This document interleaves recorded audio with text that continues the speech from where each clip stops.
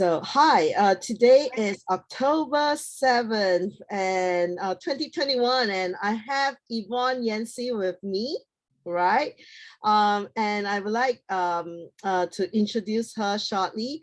Very exciting person, fabulous career path, just fabulous as a person. I'm pulling her out from the Web Innovation Week, the EdTech Innovation Week, when she's speaking in the Workforce Forum. And I would like to just now have this chat with her. Hey, Yvonne, hi. Hi, how are you doing? I'm so excited to be here.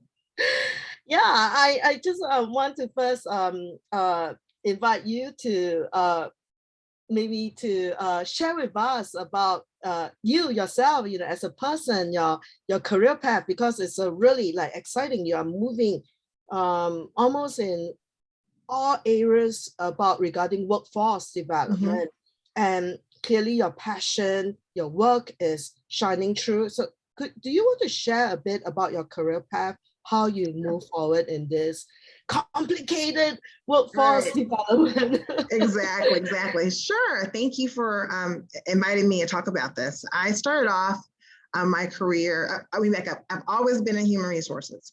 So my mother was a labor arbitrator and a professor, and my father was a professor of organizational behavior and an entrepreneur. And so to me, human resources seemed like an obvious career path. They did not feel that way, but I pursued a path in human resources really early on in employee relations because I liked other people's conflict, not mine, just yours. And I liked helping resolve that and mediate that. And so over time, I built a career across a couple of different industries, starting off in employee relations in with GE Capital, and then in chemicals, and contracts and labor work, and then moved into financial services for a long period of time, doing more of what you think of in terms of workforce development, recruitment, succession planning, mergers and acquisitions, and culture work, all the squishy stuff that makes things run, and ultimately became head of HR for a major city in the United States, and then head of HR for 2 or 3 different organizations, one in retail, and now where I am today. And so, I always loved how businesses run. And I'm not one of those hold hands and sing HR people. Like, I just think that people are the best thing ever. And if you can make your people great, it separates your organization. So I clearly get the line between effective people and great organizations, right? And so that's how I spent my time and built my career, doing that kind of work across different industries. You don't think that people are complex? Are, but they aren't. I mean, we all have in common the fact we want to be in a workplace where we're respected, and in a workplace where we really can excel. And if you think about it, every time you took a job, they were happy to hire you and you were happy to join. So it started off in a really good place. The question is, what happened next? So I really do, I think people are complicated, but ultimately, we really all just want to be in environments with, teams we like, managers who support us, where we can do the work we're really good at doing. And so I'm good at helping create those spaces and articulating that message. Later on, we'll be talking a bit about your role in Undersood, right? And very exciting company, organization doing an amazing job. Don't you think that workforce development, developing people is such a complex thing, right? You have dealing with people. I think that robots are so much easy, right? Technology, you just program it and touch a button. I mean, even though it's like, you understand what I'm saying? It's so much. Oh, totally. And when you're done with them, you can turn them off and they stop talking. Right. People do not work that way. No, people are complicated in terms of making sure you have the right people in the right place, and that they have the opportunity to thrive and to really excel in a space. I think there is an art and a science to that. I think you have to be thoughtful about that when you're doing workforce planning, when you're doing recruitment, when you're bringing people into organizations. You really want to invest the time in making sure that your sourcing and your selection's great for you and for the candidate. And then once people get there, you want to make sure you have created an environment and a workspace where they can also be effective and really excel. So they can meet your expectations and you as an employer can meet theirs, because it's a two-way street, Exactly. especially in this job market, right? Mhm. So I think we joke about it, but people are complex. And, but they do have some expectations and requirements. It's up to organizations to be responsive to that, I think. Okay, so we are talking about web innovation during the whole week. Innovation are changes, right? Big change, small change, you know, adaptation, flexibility. And just now we just shared, like, we both like each other immediately because we can see each other like very adaptive, exactly, flexible.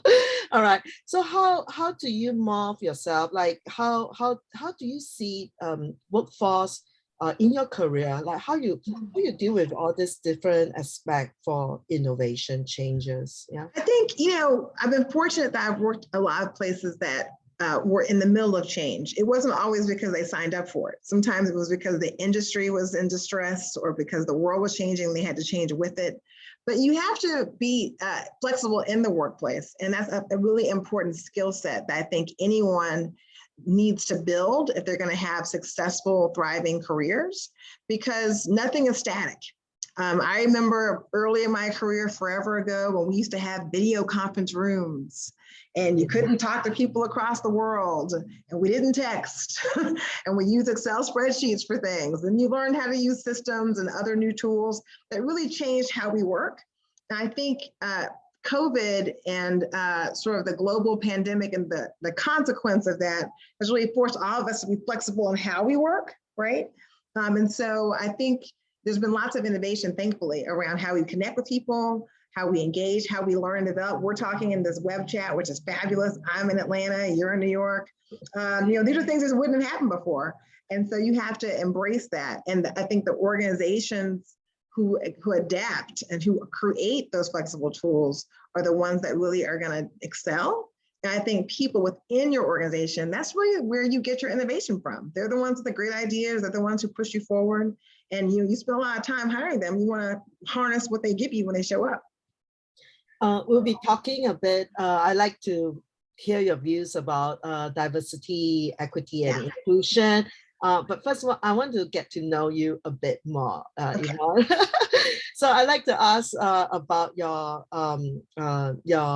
personal thoughts about how your family have helped you or support you, even inspired you to come to this point. Yeah. Oh, certainly. My family is hugely inspirational to me. I'm the only child from my parents' marriage, and I have actually two brothers, little brothers who are much younger, who are software engineers in training at the moment.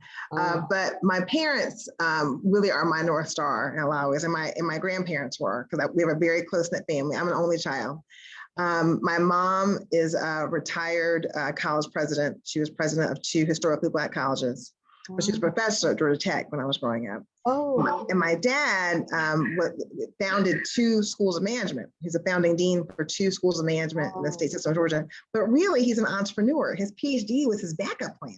So I grew up with these very overachiever, very academic focused, very driven type A parents. You know, if you got like an 82, it was like, what happened to the other points in the test?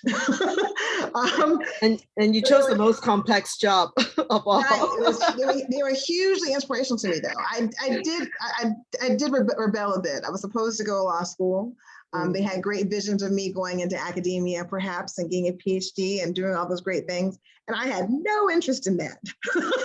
So I didn't rebel until I didn't go to grad school, but I got my MBA. But they really, I watched them carve out career paths in difficult circumstances. My mom was the first Black professor with tenure at Georgia Tech. My father did similar kind of integration work in the state system of Georgia as the founding dean of a school of management and a flagship institution. And so I'm very grateful that I was able to watch them navigate their careers. And they equipped me with tools to navigate for myself. And I didn't know that was happening when I was a kid, but that's what was happening when I was a kid.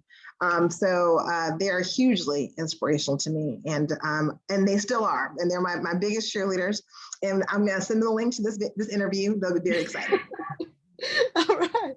I think that I would like to meet with them also because they sound very exciting. I really I like education, and I can see where it shaped you, because actually but in terms of workforce development, you are like educating people, right? You know, like human is the product, right? Absolutely. And my mom, when I was in high school, diversity, equity, inclusion conversations evolved over time, right? So in the 90s, they were talking about Workforce 2000. There was all this research on how Workforce 2000 was going to change the world, and women and people of color were going to show up and take all these leadership roles and move us forward. And my mom did consulting in that kind of work when I was in high school and college. And so I remember like it being 2000 and being at work and realizing it wasn't different. That all the work and conversation around the shifts in the workplace that was supposed to happen didn't magically occur. And it required organizations to really commit, and everyone didn't really commit to do the real work materially. And so I think the diversity, equity, inclusion conversation continues because one, there's a huge need. There's lots of great diverse talent. I'm a Black woman, you're an Asian woman, we're both women of color who are diverse in these worlds. Clearly our talent exists, but there's also, with Understood, we talk about the 1 in 5 who have a learning and thinking difference or neurodiversity issues or opportunities, and they're already in the workplace too. So there's so much to be said for where we are today and the opportunities in front of us. But the diversity, equity, inclusion conversation, I think, has to continue to expand, and we should play a role in making sure those things happen. How much do you think is external factors and internal? Because sometimes when I ask a lot of ladies leaders, women leaders to come forward to speak about their thought leadership, there are hesitation. Not everybody wants to talk. I mean, that goes with men too. I mean, but women especially is very hard for me to find someone who wants to come forward and talk about things. How much you think that or about their leadership, right? Feel comfortable to come forward. I think that, No, I agree with you. I think sometimes, in broad strokes, that being too general, often women leaders and female leaders, there's lots of research around this, will talk about the collaboration of the group, and they don't necessarily come out and speak about their own individual leadership style or their leadership philosophies. I think sometimes we're more comfortable in group settings and like the panels of it all, as opposed to like one-on-one interviews. But I think it's important that people hear from women leaders and in different perspectives. And I was really fortunate to have mentors who really championed me, who were women, who were really successful professionally. So I could look at their model of how they sort of navigated corporate America in particular, and women of color, women who weren't of color, who were navigating their personal lives, their families, their kids, their husbands, their wives, whatever it was, and how they were able to still have successful, productive careers in the spaces they wanted to be in. And to really, it gave me great examples of sort of blueprints I could sort of pick and choose for my life so I could move forward. And that really helped motivate me quite a bit. So I've been fortunate. I've had a sort of a kitchen cabinet of strong women leaders who have been models for me. Oh, this is this is true, wonderful. And also I think that speaking with you like this, you yourself, you are a very important role model for a lot of people who hear what you think, what you thought about. Like it's just a little conversation like this, like people say, hey, like she's real, like she actually thinking this way, and how you put things together, right? Because sometimes it's so difficult to say, how am I going to start? I have this vision for myself or this ambition for myself, but I'm just a tiny little person here. That is like maybe some voice, because I heard this voice from some people ask me questions like, how can I start? And seeing you, I think it is very good. It's a say, hey, Yvonne can do it. And Right. Yvonne is inspirational, right? Well, Yeah. and you can start where you are. I mean, you know, my first job out of college when I did not go to law school, I got into law school and I didn't go.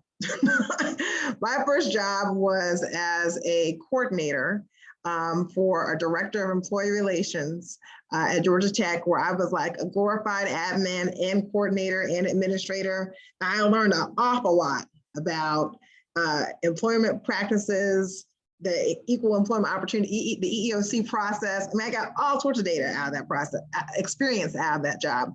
But you have to start where you are. I mean, the great thing is it's never too late to like write a new chapter for yourself. You know what I'm saying? At that point in time, I wasn't thinking one day I'll be head of HR someplace. I was thinking one day I'm going to negotiate a labor contract. And then I spent a lot of energy modeling and figuring out who did that and how to get that done, and went to grad school and got a different job and really carved a path based on other examples that I saw. And then after I did that, I carved another path. And so, you know, you have to not worry about where you've been and focus on, you know, the skills you have right now and where you want to go. And then sort of identify, for me, what worked was identifying role models and people who've done some of the things I wanted to do. I like, you know, would research them and figure out what their path was. And I figured out how I could make that path. And then it's interesting things that just kind of show up that you never planned on, because you can't plan everything. You gotta be okay with new stuff happening. Every plan does not go uninterrupted. So you have to be flexible and able to navigate change. But really, you can start wherever you are. It's never too late. Yeah, I love this part. You say start a new chapter, right? Absolutely. Don't we all have chapters? I mean, you had chapters before you got your PhD, right? We all have had these sort of chapters in our lives at different employers or different experiences we got, and they all sort of add up to where we are now. Yeah, so, it makes me visually thinking like I'm writing something, I don't like it, just drop it off, throw away the piece, and then start with a new pad, paper pad, right? Absolutely. Or whatever, or use your iPad to clean it off, you know, rearrange. I have an old boss who's a mentor of mine, and she used to say that I could always get the job I used to have. You can always get the job you used to have. Like, you don't worry about like employment angst. You can get the job you used to have. Go get what you want. Yeah. Well said. Yeah, thank you so much for sharing this insight. I think it's very important.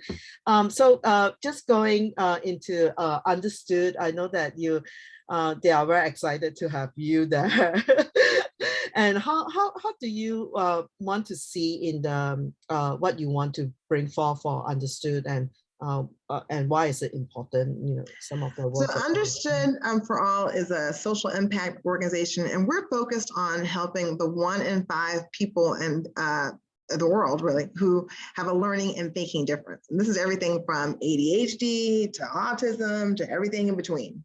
And the reality is there are literally millions of people, like roughly 70 million, who work with us, who are related to us, who are our family members, our friends, our colleagues, who have a learning and thinking difference. And our organization is focused on building awareness in that and helping you through every sort of milestone of your life, from diagnosis as a child, perhaps, to how do you get your first job? How are you successful in the job that you end up in? And so for us, my role as the head of human resources, and I also manage our operations and administration groups. And then we also have a workplace group that I currently lead, and it does consulting with organizations to help make sure that you don't have any bias in your selection process. And we offer a suite of training, this blended learning that's online and in-person combination training around disability and inclusion, as well as to raise awareness, but also to help train managers and HR professionals on how they can create an inclusive environment. Because we really strongly believe the diversity, equity, inclusion conversation should also include disabilities and awareness and difference. And so often we can get really stuck on, you know, race very specifically, or gender very specifically. And diversity, equity, inclusion is really a portfolio of lots of different topics. And for us and for Understood, our focus is talking to people with difference. Yvonne, this is so inspiring, the work that you're doing. You know, just this week, I felt that I had such a beautiful week because I present in my first time in my life with people with visual impairments, and also cannot hear. Okay. Yeah. Yeah, deaf. To a certain degree. And I was like, say, oh man, this is the first time ever I realized, and I practiced with them, and then you can't tell that. Not at all. Yeah, and you can't tell. Yeah, difference doesn't mean that people aren't able to interact. It just means they need some assistance to interact in the same way. And so, there are lots of tools and technology and really wonderful solutions that help make those things possible. And there's one part where I actually practice with someone who cannot see, and at some point the person was showing us the screen reader, like how he navigate, and it is tremendous experience for myself. I really give kudos to your organization to really support this group of people. So I can understand why you're jumping onto Understood and the course I'm working Absolutely. on, right? Yeah. And do you feel that diversity is a dream, not like something, or you have to be intentional, or something like you have to have strategic plan to do it? Right. Do you feel, I think you have to be strategic. And I think you have to also be really practical. So, if you look around your organization and you feel like you're not diverse, and you can tell by the people that work with you already and those kind of things, then I would go to really tactical things like, how are you interviewing? Because here's the deal: diverse people are available in the marketplace. So if you somehow figured out how not to hire one, my first question is, did you interview any? So you have to have objectives and have a strategy around what kind of place you want to be. But you've got to put in like the really execution-based things to make sure it happens. Or else we'll just be talking about, to your point, like a dream. We'll be talking about your idea of things. So I think you have to have both. I think it's entirely 100% possible. And I have worked in places that have made it possible. So you have to be intentional. You have to say, we want this to be an inclusive environment. And honestly, if you're hiring the best talent, then you have to have a diverse pool, because brilliance is evenly distributed. So talent and skill sets are evenly distributed across all the categories, across race, across gender, across disability and inclusion. And so, I think it's important that you are clear organizationally what your strategy is. And then you have to make sure you can take it to actionable steps to make sure that you actually achieve what it is that you aspire to be. Because we're all, no place is perfect. We're all working toward these great goals, right? But you have to be able to show some outcomes to the work that you're doing. Yeah, I think that diversity is such an interesting, and inclusion also, inclusion, equity. Yeah.